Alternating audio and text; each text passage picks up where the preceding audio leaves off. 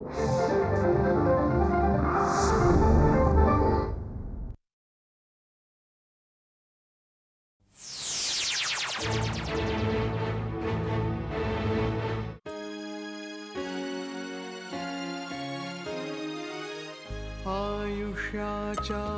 रंगपटावर होतो हिंदोळ्यासारखा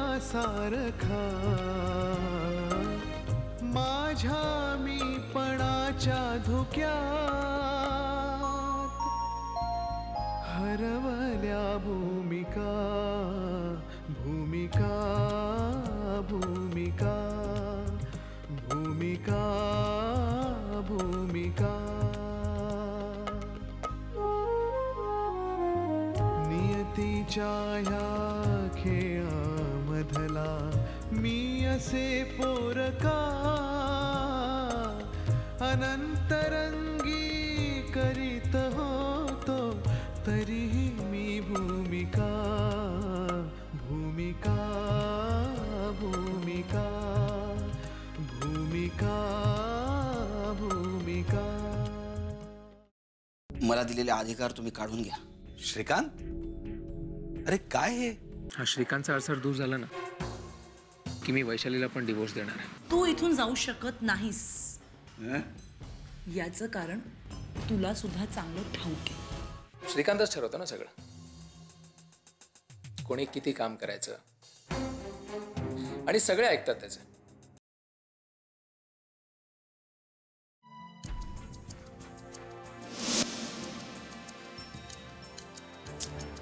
दादा, कोणताच पुरावा शिल्लक नाहीये का? एवढासा पुरावा जरी मिळाला ना तरी सुतावरून स्वर्ग गाठता येईल.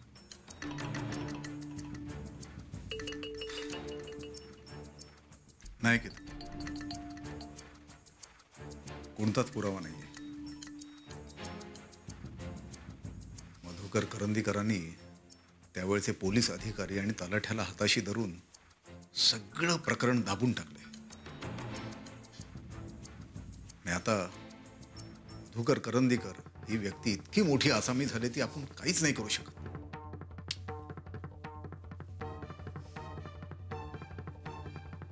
त्यांच्याशी लढण्यासाठी एक मार्ग आहे, ज्या मार्गावरून तू जातेस. फक्त एक काळजी घे. कोणती? मंदारशी प्रेमाचं नाटक करता करता खरोखरच त्याच्या प्रेमात पडू नकोस.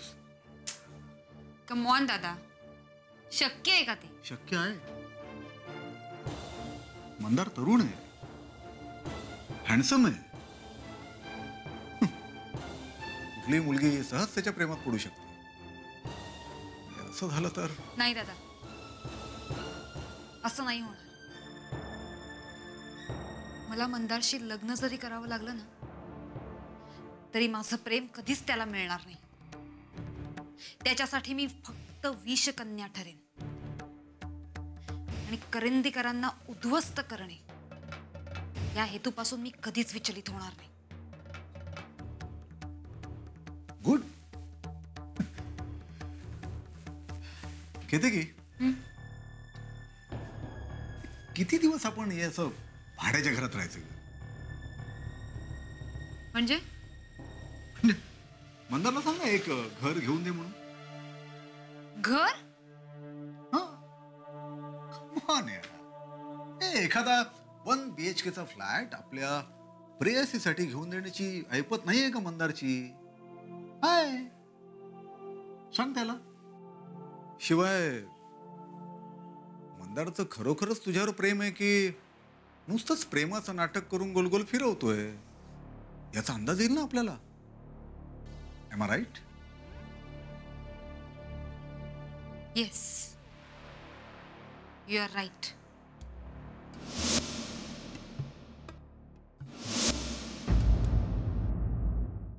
भूमिका भूमिका.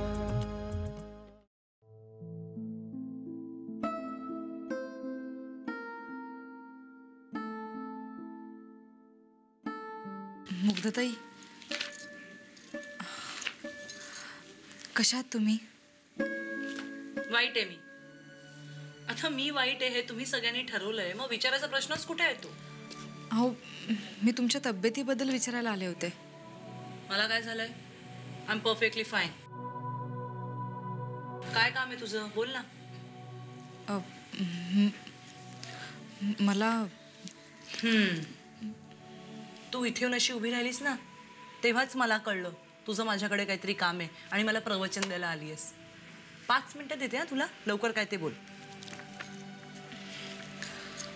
मुग्धाताई, मला असं म्हणायचं होतं का आता तू एवढा मोठा पॉज घेतलास ना तर 5 मिनिटं अशीच संपून जातील. काय ते पटपट बोल.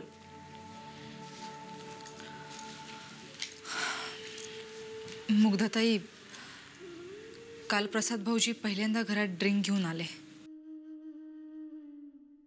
मी हॉलमध्ये होते म्हणून कळलं, तरी नाहीतर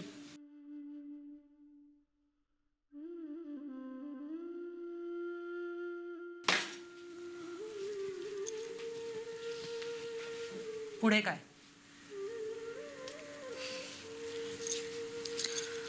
हे बघा मुग्धाताई, प्रसाद भाऊजी त्यांच्या वडिलांना घेऊन खूप डिस्टर्ब आहेत. तुम्ही त्यांना भेटायला जात नाही याचं खूप वाईट वाटतंय त्यांना. हे बघा, तुमच्या मनात काय आहे मला खरंच माहीत नाही आहे, पण एका म्हाताऱ्या व्यक्तीला बरं वाटावं म्हणून तरी तुम्ही त्यांना एकदा भेटून या. त्याने तुमचं काही नुकसान होणार नाही आहे. खरं तर काल प्रसाद भाऊजींना अशा अवस्थेत बघून मला खरंच खूप वाईट वाटलं, म्हणून तुमच्याशी हे सगळं बोलण्याचं धाडस करते. काही दिवसांपूर्वी हे सुद्धा अशाच अवस्थेत घरी यायचे. मी आई होऊ शकत नाहीये हे कळल्यावर तर त्यांचं पिण्याचं प्रमाण खूपच वाढलं. माझी सुद्धा आई व्हायची खूप इच्छा होती, पण मी हतबल होते. माझ्या हातात काहीच नव्हतं. मुक्ताताई, तुमचं तसं नाहीये हो. तुम्ही आई होऊ शकता. तो अधिकार निसर्गाने तुमच्या हातून ओढावून नाही घेतला. मग का तुम्ही? कारण मला माझं करिअर करायचंय. मला एक सांग ना, मूल जन्माला घालून मी काय करू? दिवसभर त्याच्या नॅपीस चेंज करत बसू? ते सगळं मी करेन. तुमच्या बाळाचा सांभाळ मी करेन. आया म्हणून त्याची काळजी घेईन. खरंच तुम्हाला तक्रार करायला अजिबात जागा ठेवणार नाही मी. आणि काय? आणि मुग्धाताई, तुम्ही जर तुमच्या बाळाला जन्म दिलात ना, तर अजून 4 जीवांना नवसंजीवनी देण्याचं पुण्य मिळेल तुम्हाला. ते कसं? प्रसाद भाऊजींच्या वडिलांना नातवंड बघण्याची खूप इच्छा आहे. त्याच आशेवर जगतायत ते. भाऊजींना वारस म्हणून मूल हवंय. विश्वास ठेवा मुग्धाताई, आम्हाला तुमच्या बाळाचा स्वीकार करताना खूप आनंद होईल.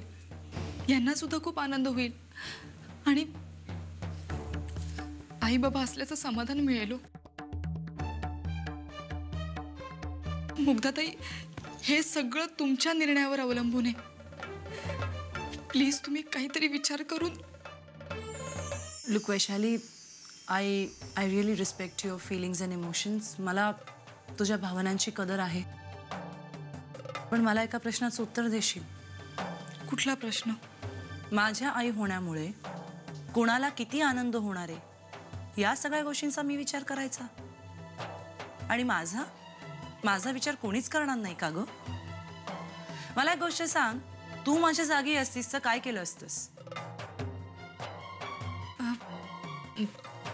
मी तुला दिलेली 5 मिनिटं संपली. जा आता प्लीज.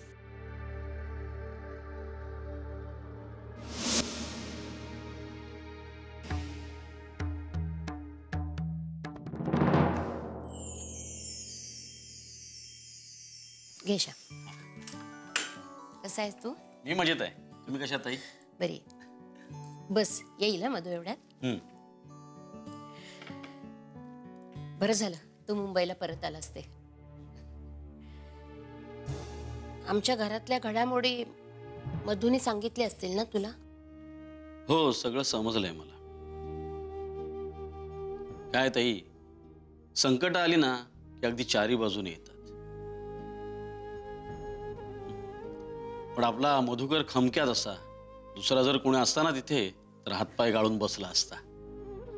नाही रे, मधु मनातून खचलाय, पण तसं दाखवत नाही तो. हो, मला कल्पना आहे त्याची. पण ताई, आता मी आहे ना त्याच्यासोबत. तुम्ही काही काळजी करू नका. अरे म्हणून तर म्हटलं की तू अगदी योग्य वेळेला आलायस.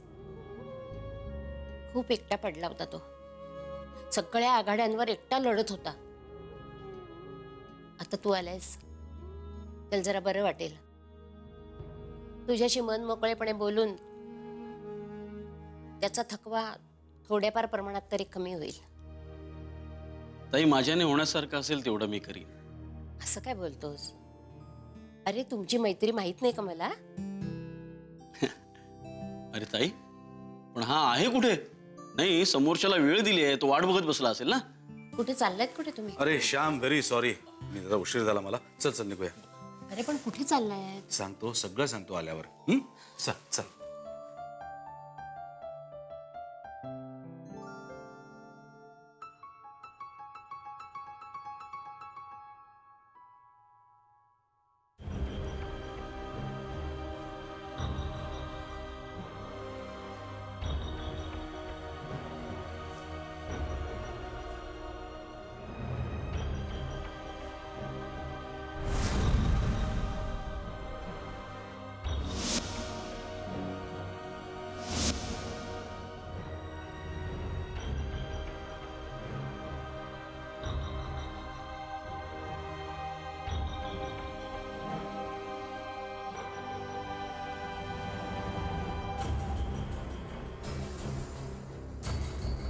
मुग्धा,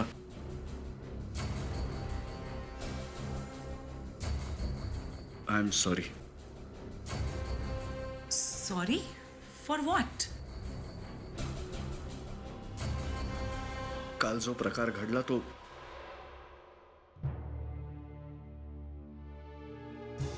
पुन्हा नाही घडणार. I am really sorry. It's okay.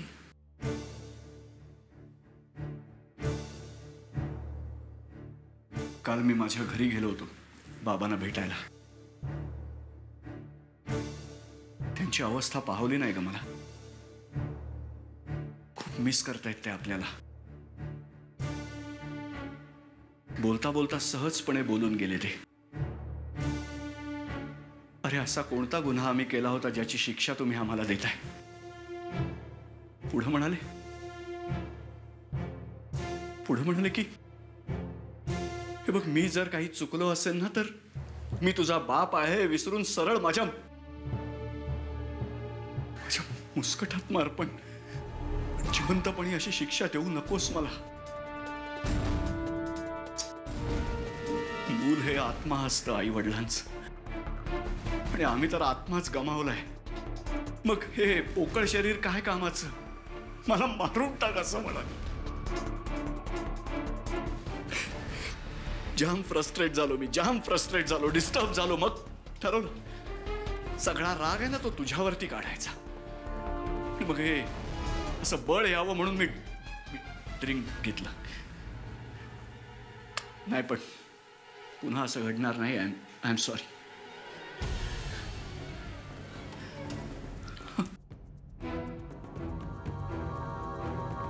काय गंमत असते बघ.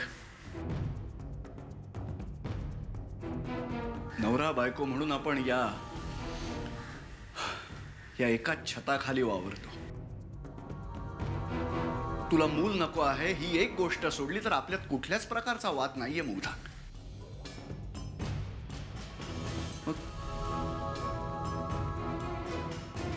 तरी सुद्धा आपण नकळतपणे एकमेकांपासून इतके दूर का गेलोय ग? असं तर नसेल की नवरा बायकोला जन्मभर जोडणारा दुवा म्हणजे त्यांचं मूल असतं?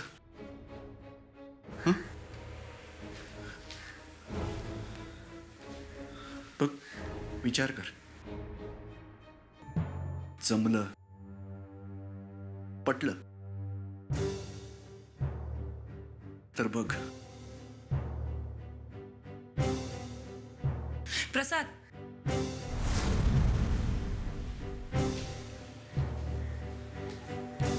काय?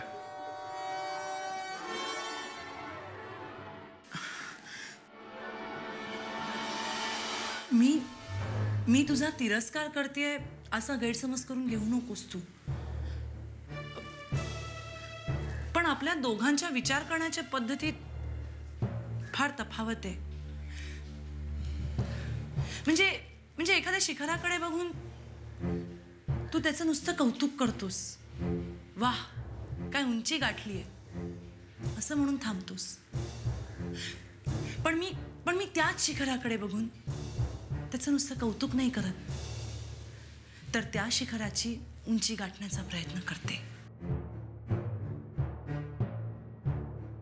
ही तफावत ज्या दिवशी दूर होईल ना, त्या दिवशी तुला पटेल आपण एकमेकांपासून कधी लांब गेलोच नव्हतो. बघ, जमलं पटलं तर तू ठरव.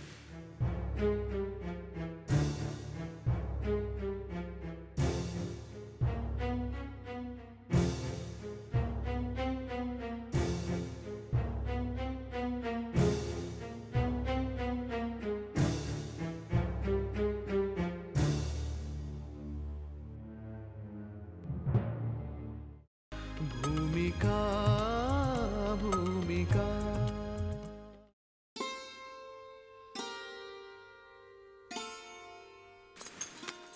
वैशाली, आत्या, अगं बस ना, उठतेस कशाला?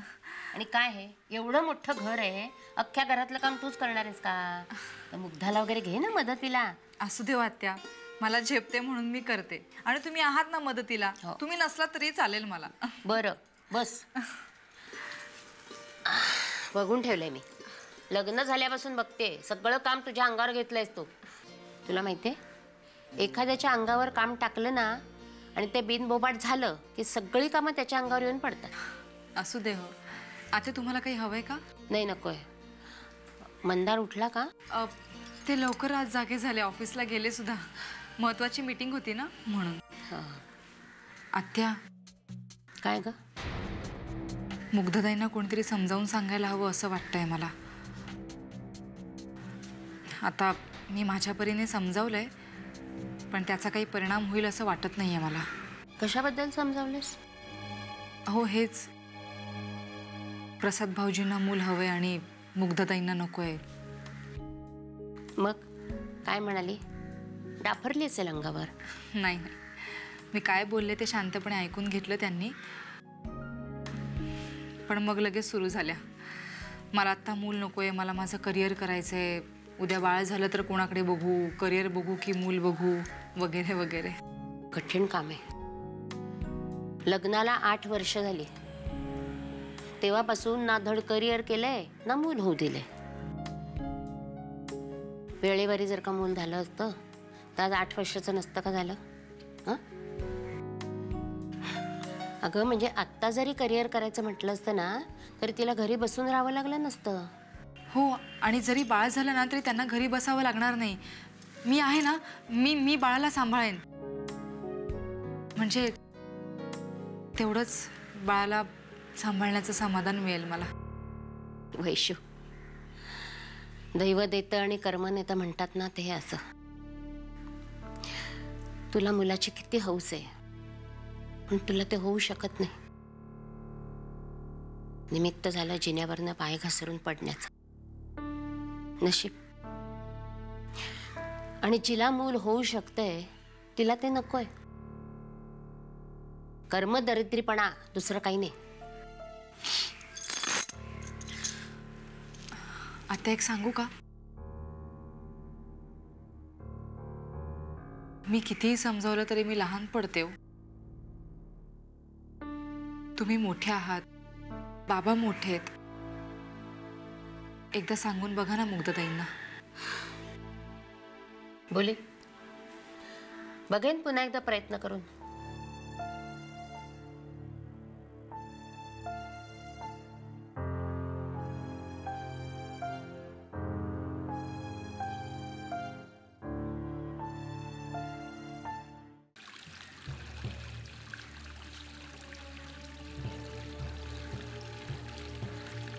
कसला एवढा विचार करतोयस?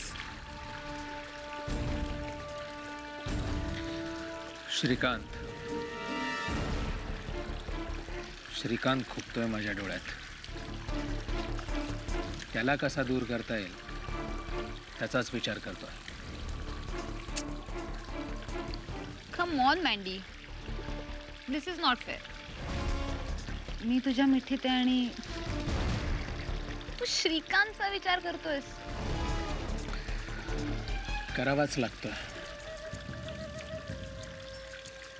जर मी करंदीकरांचा एकुलता एक वारस ठरलो तरच तुझ्या मिठीला न्याय देता येईल मला. मँडी, ओकेच.